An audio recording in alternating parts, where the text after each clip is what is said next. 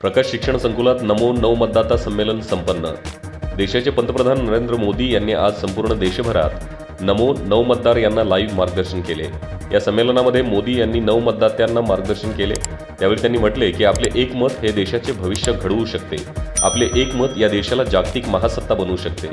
त्यामुळे आपले एक मत हे देशाचा विकास करणाऱ्या पक्षाला द्यावे, आपले पहिले मत हे योग्य उमेदवाराला देऊन देशाच्या विकासाला हातभार लावावा।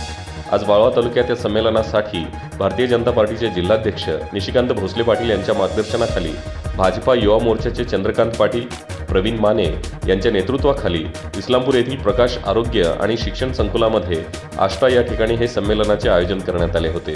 यावेळी वाळवा तालुक्यातील 9 मतदार यांच्यासह भाजपा युवा मोर्चाचे पदाधिकारी आणि कार्यकर्ते बहुसंख्येने उपस्थित होते।